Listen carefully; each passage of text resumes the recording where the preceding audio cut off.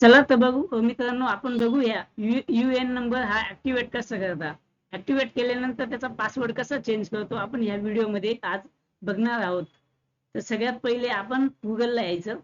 गुगलला आल्यानंतर इथं तुम्ही मेंबर होम असं टाकायचं. मेंबर होम टाकल्यानंतर तुम्ही एंटर मारायचा. एंटर दिल्यानंतर तुम्हाला पहिली वेबसाईट येते. पहिली वेबसाईट आल्यानंतर इथं टिक करायचं. टिक केल्यानंतर तुम्ही इथे ओके करून खाली यायचं. खाली आल्यानंतर इथं तुम्हाला ऍक्टिव्हेट UN नंबर असं दिसतं. याच्यावर टिक केल्यानंतर तुम्हाला असा इंटरफेस दिसेल. त्याच्यानंतर तुम्ही इथे तुमचा UN नंबर टाकून घ्यायचा. UN नंबर टाकून झाल्यानंतर इथं आधार नंबर टाकून घ्यायचा. आधार नंबर टाकून झाल्यानंतर इथं तुमचं आधार कार्डाप्रमाणे जसं नाव आहे तसं नाव तुम्ही ॲज इट इज टाकून घ्यायचं. त्याच्यानंतर आधार कार्डवर जी जन्मतारीख असेल ते टाकून घ्यायची. त्यानंतर इथे आधार कार्डला जो नंबर लिंक आहे तुमचा मोबाईल तो नंबर इथं टाकून घ्यायचा. तो टाकून झाल्यानंतर इथे तुम्ही कॅप्चा हा जसा तसा कॅप्चा हा तुम्ही इथे टाकून घ्यायचा. त्याच्यानंतर इथं तुम्ही टिक मार्क करून घ्यायची. टिक केल्यानंतर इथं तुम्ही गेट ऑथरायझेशन पिन या बटनावर टिक करायचं. त्याच्यानंतर तुमच्या मोबाईलवर एक OTP आलेला असतो. 6 अंकी OTP हा OTP टाकून घ्यायचा. OTP टाकून झाल्यानंतर सबमिट करायचं. सबमिट केल्यानंतर तुमच्या मोबाईलवर UN नंबर हा सक्सेसफुली ऍक्टिव्हेट झाला असा मेसेज येतो. त्याच्यासोबत एक पासवर्ड सुद्धा देखील येतो. तो कॅम्प्युटर जनरेटेड पासवर्ड असतो. पण तो पासवर्ड आपण चेंज करून घ्यायचा. तर पासवर्ड कसा चेंज करायचा, तर परत आपण आहे ना मागच्या बाजूला जायचं. मागे गेल्यानंतर तुम्ही इथे बघा, इथे तुम्हाला फॉरगेट पासवर्ड हा ऑप्शन येतो. फॉरगेट पासवर्ड ह्या ऑप्शनला टिक करायचं. त्याच्यानंतर इथं तुमचा UN नंबर हा टाकून घ्यायचा. UN नंबर टाकून झाल्यानंतर तुम्हाला खाली जसा तसा जो कॅप्चा आहे तो कॅप्चा तुम्ही इथे टाकून घ्यायचा. कॅप्चा बघा, आपण इथे कॅप्चा टाकून घेतो. कॅप्चा टाकून झाल्यानंतर तुम्ही सबमिट या बटनावर टिक करायचं. सबमिट या बटनावर टिक केल्यानंतर तुमच्या आधार कार्डला जसं नाव आहे तसं नाव आपण इथे टाकून घेतो बघा. त्याच्यानंतर जन्मतारीख जशी आहे तशी तुम्ही जन्मतारीख टाकून घ्यायची.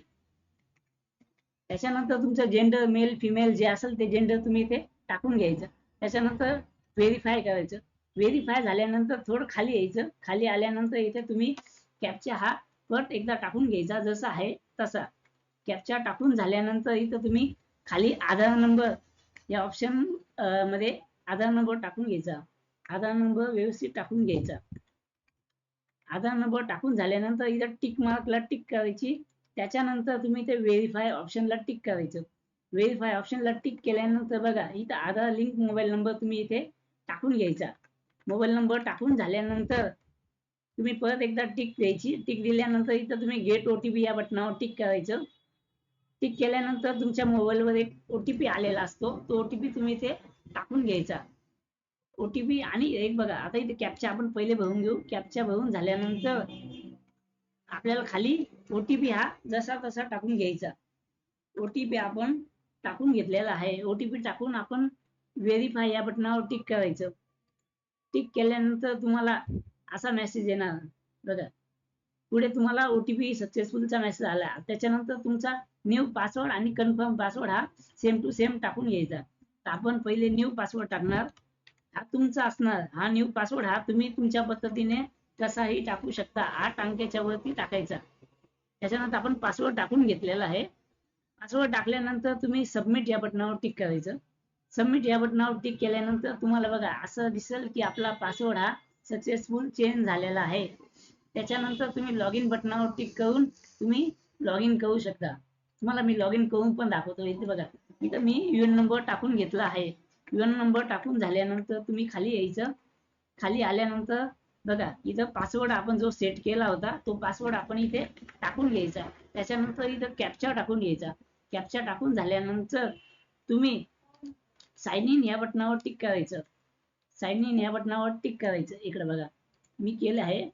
त्याच्यानंतर बघा तुमच्या मोबाईल नंबर परत एकदा एक OTP आलेला असेल. तो OTP तुम्हाला इथे टाकून घ्यायचा.